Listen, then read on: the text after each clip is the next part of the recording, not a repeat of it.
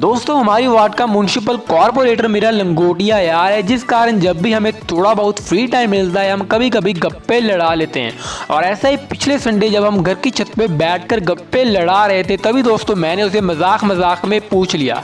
कि हमारे देश की सरकार तो म्युनिसिपल कॉर्पोरेटर को प्रति महीना 35,000 देती है, लेकिन इस 35,000 के बदले तुम और तुम्हारा कॉर्पोरेशन हमारे देश के लिए करता ही क्या है। तभी दोस्तों वो बंदा बिल्कुल सीरियस हो गया और उसने म्युनिसिपल कॉर्पोरेशन और उसकी इंपॉर्टेंस के बारे में जो बातें मुझे बताई वो आज तक ना मैंने किसी किताब में पढ़ी थी और ना ही गूगल की वेबसाइट पे। और ये जानकारी सही होने के साथ साथ इतनी इंटरेस्टिंग थी कि दोस्तों आज की इस वीडियो को बनाने से मैं खुद को नहीं रोक पाया, क्योंकि दोस्तों मैं चाहता था कि जो जानकारी म्युनिसिपल कॉर्पोरेशन के बारे में मुझे है वो आप लोगों को भी पता होना चाहिए। भारत का प्रत्येक नागरिक इस जानकारी को डिजर्व करता है।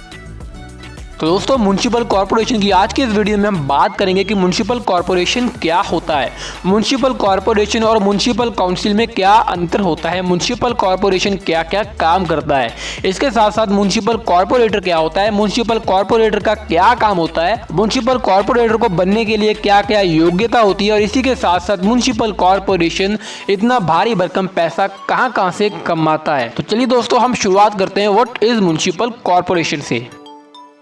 तो दोस्तों म्युनिसिपल कॉर्पोरेशन एक लोकल गवर्नमेंट यानी एक स्थानीय सरकार होती है किसी पार्टिकुलर शहर या फिर किसी पार्टिकुलर कस्बे की। जैसे दोस्तों एक स्टेट को चलाने के लिए एक स्टेट गवर्नमेंट होती है, देश को चलाने के लिए एक सेंट्रल गवर्नमेंट होती है, वैसे ही दोस्तों किसी शहर को चलाने वाली, किसी कस्बे को चलाने वाली सरकार को म्युनिसिपल कॉर्पोरेशन कहा जाता है। और इस म्युनिसिपल कॉर्पोरेशन या फिर म्युनिसिपल काउंसिल का किसी शहर के प्रति कुछ कर्तव्य होते हैं, कुछ ड्यूटीज होती हैं। ये उस शहर को चलाने के लिए कुछ फंक्शंस को रिफॉर्म करता है, जिनमें से 7 जो इंपॉर्टेंट फंक्शंस हैं वो आज की इस वीडियो में हम आगे डिस्कस करने वाले हैं।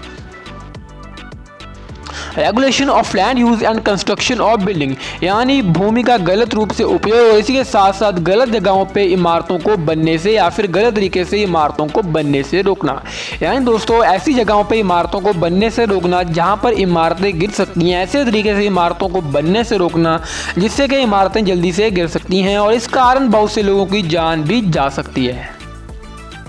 इसी के साथ दोस्तों म्युनिसिपल कॉर्पोरेशन का दूसरा महत्वपूर्ण काम होता है घरों में, इंडस्ट्रियों में, कारखानों में, फैक्ट्रियों में, इसी के साथ साथ शहर में और किसी दूसरे काम में जहां पर पानी की ज़रूरत है वहां पर पानी को पहुंचाना।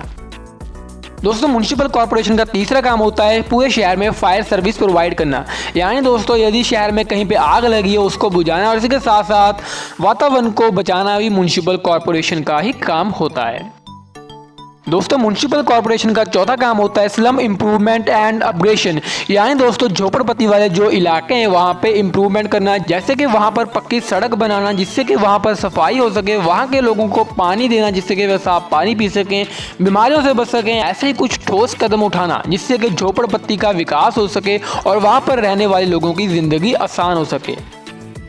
दोस्तों म्युनिसिपलिटी का पांचवा काम है पूरे शहर में जहाँ जहाँ पे ज़रूरत है वहाँ पे पार्क्स और इसके साथ साथ प्लेग्राउंड्स बनाना। और यहाँ पे प्लेग्राउंड्स का मतलब है वो जगह जहाँ पे झूले लगे होते हैं, जहाँ पे पिचेस बने होते हैं क्रिकेट के लिए, जहाँ पे पोल्स लगे होते हैं फुटबॉल के लिए या फिर वॉलीबॉल के लिए नेट लगे होते हैं, जहाँ पे लोग खेल सकें उसको बोलते हैं प्लेग्राउंड। और इसके साथ में जहाँ पे घास लगा होता है, जहाँ पे थोड़ी बहुत चेयर्स बड़ी होती हैं, जहाँ पे फूल पौधे लगे होते हैं ताकि लोग या फिर अपनी फैमिली के साथ या फिर अपने फ्रेंड्स के साथ वहाँ पे चिल मारने के लिए आए और इसके साथ साथ सैर वैर करने के लिए आए, उसको बोला जाता है पार्क। और ये दोनों सुविधाएं प्रोवाइड कराना शहर में म्युनिसिपल कॉर्पोरेशन का काम होता है।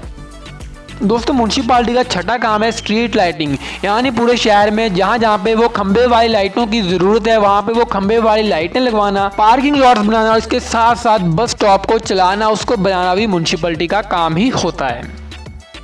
दोस्तों शहर में जो भी कचरा होता है जैसे कि ह्यूमन वेस्ट, छिलके विलके, कागज वागज, जिस तरह का भी जो शहर में कचरा होता है उसको इस तरीके से शहर से बाहर निकालना, उसकी इस तरीके से मैनेजमेंट करना ताकि दोस्तों शहर में किसी तरह की कोई भी बीमारी ना फैले। तो दोस्तों यह है म्युनिसिपलिटी के कुछ इंपॉर्टेंट फंक्शन। इसके अलावा म्युनिसिपलिटी के कुछ और फंक्शन होते हैं, लेकिन जो इंपॉर्टेंट फंक्शन है वो आज की इस वीडियो में हमने कवर कर लिए हैं। दोस्तों आपने म्युनिसिपलिटी के बाहर लिखा देखा होगा म्युनिसिपल कॉर्पोरेशन या फिर म्युनिसिपल काउंसिल, लेकिन दोस्तों आपको पता है क्या इन दोनों में क्या अंतर होता है? दोस्तों वो शहर जिनकी आबादी 2-3 लाख के करीब होती है उनकी म्यूनसिपलिटी को म्यूनसिपल काउंसिल कहा जाता है, जबकि दोस्तों वो शहर जिनकी आबादी 10 लाख के करीब होती है उनकी म्यूनसिपलिटी को म्यूनसिपल कॉरपोरेशन कहा जाता है। मतलब दोस्तों बड़े शहरों की म्यूनसिपलिटी को म्यूनसिपल कॉरपोरेशन कहा जाता है जिनकी आबादी 10 लाख के करीब होती है, जबकि दोस्तों छोटे शहरों की म्यूनसिपलिटी को म्यूनसिपल काउंसिल कहा जाता है जिनकी आबादी लगभग 2-3 लाख या फिर इसके करीब होती है।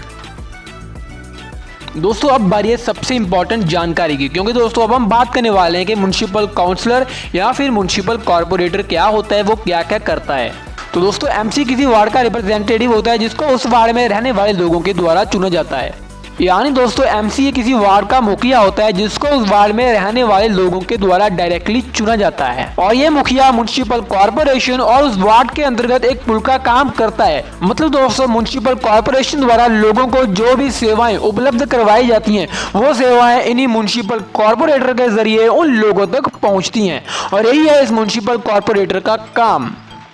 दोस्तों यदि आप में से किसी बंदे को म्युनिसिपल कॉर्पोरेटर या फिर म्युनिसिपल काउंसलर बनना है तो दोस्तों आपको कुछ क्वालिफिकेशंस होनी चाहिए, जिनमें से सबसे पहले है कि आप भारत के नागरिक होने चाहिए, दूसरी है कि आपकी आयु 21 वर्ष या फिर उससे अधिक होनी चाहिए, तीसरी है कि आप म्युनिसिपल कॉर्पोरेशन के कोई एम्प्लॉय या फिर कर्मचारी नहीं होने चाहिए। और इसी के साथ में आज की ये वीडियो जिसको बनाने में बहुत ज़्यादा मेहनत लगी है वो समाप्त हो गई है, जिस कारण दोस्तों यदि आपको ये वीडियो थोड़ी बहुत अच्छी लगी हो तो लाइक वाइक करके सब्सक्राइब कर देना। और इसके साथ दोस्तों यदि आपका कोई प्रश्न है तो कमेंट बॉक्स में पूछना मत भूलना। और इसके साथ दोस्तों आपको शुरुआत में जो मैंने स्टोरी सुनाई थी वो दोस्तों बिल्कुल फिक्शनल यानी रचनात्मक थी, उसको मैंने इसलिए सुनाया था ताकि दोस्तों ये वीडियो किसी आम नॉलेजेबल वीडियो से हट के लगे। इस वीडियो को सुनने का जो आपका तरीका है वो थोड़ा इंटरेस्टिंग हो जाए और जो इस वीडियो की जानकारी है वो आपके दिलो दिमाग में छप जाए। तो धन्यवाद दोस्तों, मिलते हैं एक नई वीडियो में जिसको हम ऐसे इंटरेस्टिंग वे में रिप्रेजेंट करने की कोशिश करेंगे।